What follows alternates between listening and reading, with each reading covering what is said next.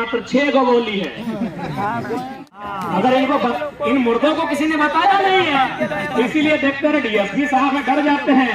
अगर इन्हें किसी ने बता दिया ना कि डीएसपी साहब की बंदूक में 6 गोली होती है, चलिए हाथ खड़ा किए, पहला गोली 1 गोली, हम 5 गोल कौन ले।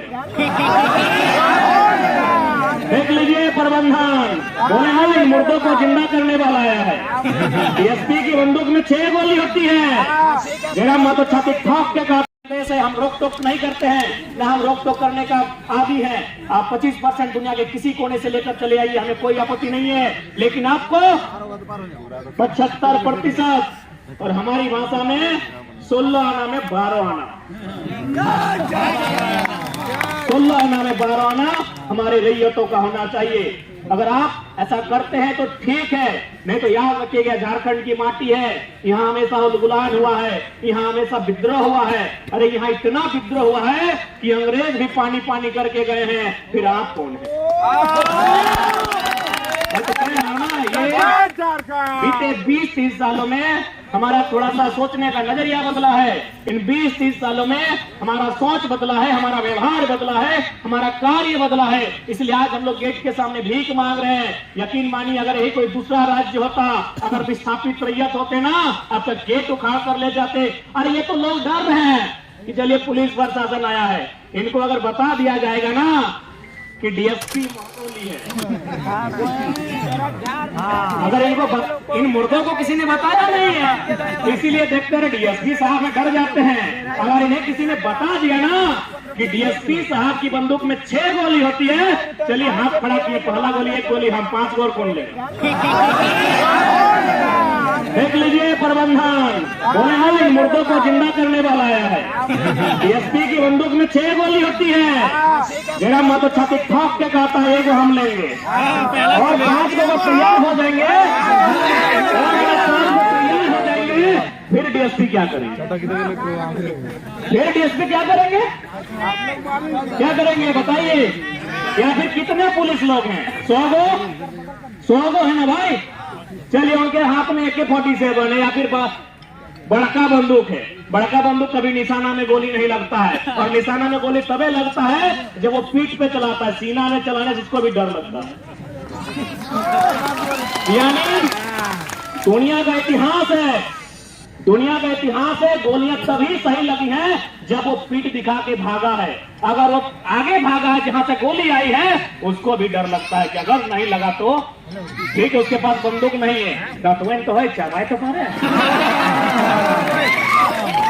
आज जलियांवाला बाग हमें शर्म होता है, आज जब जलियांवाला बाग की कहानी को सुनते हैं हमें शर्म होता है कि आज मात्र कितने लोग थे अंग्रेज गोली चलाने वाले? 100, 150, 200 लोग थे। हमारे भारत के लोग कितने थे? 10,000 थे।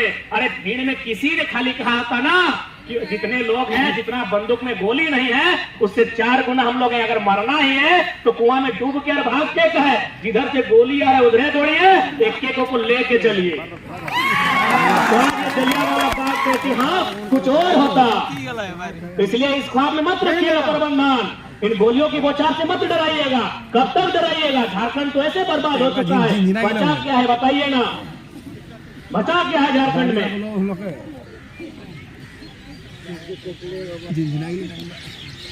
इसलिए आज इस बात को कभी मत मद्देनजर रखिएगा कि ये लोग हम लोग डरते हैं। नया जमाना है, ये नया जमाना है।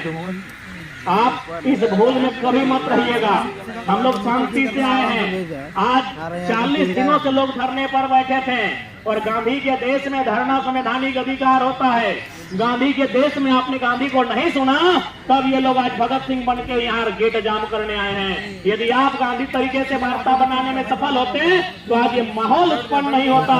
इसलिए आज जो भी प्रबंधन के लोग हैं, आप लोग कहीं ना कहीं दगेबाज लोग हैं, आप लोग मक्कार लोग हैं, आप धोखेबाज हैं। क्योंकि जब भी कोई कंपनी जमीन लेती है, जब वो गांव में सर्वे करती है, बड़ा बड़ा वादा करती है, वादा ये करती है कि यहाँ फैक्ट्री लगेगा, यहाँ कंपनी लगेगा, आपको रोजगार से जोड़ा जाएगा, आपके बच्चों को CSR फंड के तहत यहाँ स्कूल की स्थापना होगी, यहाँ कॉलेज की स्थापना होगी, यहाँ हॉस्पिटल की स्थापना होगी, यहाँ खेल के मैदान की स्थापना होगी। और आज आप अगर मुकर रहे हैं यानी आप लोग मक्कार हैं, धोखेबाज हैं, आप दगेबाज हैं। इसलिए अगर कानून के दृष्टिकोण से अगर कोई अपराधी है तो कंपनी के भीतर जो पदाधिकारी हैं वे लोग अपराधी हैं। अगर कानून का हाथ लंबा है, बोलते हैं कि कानून के हाथ बहुत लंबे होते हैं, पकड़िए किसी पदाधिकारी को, इन्होंने मुकरने का काम किया। पकड़िए किसी पदाधिकारी को, इन्होंने मुकरने का काम किया है।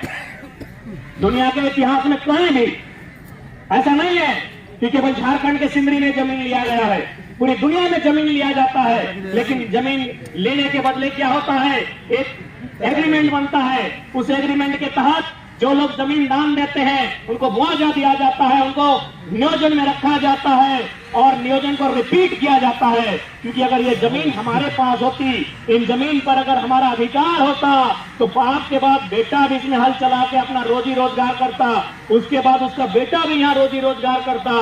इसलिए यदि आज कोई मुकर रहा है इस वादे से तो कंपनी मुकर रही है। और याद रखिएगा, आज बेशक आपके पास शक्तियां हैं, आज बेशक आपके पास पुलिस प्रशासन का पहरा है, लेकिन याद रखिएगा सिकंदर की सेना में जितने महारथी थे उतना आपके पास नहीं है।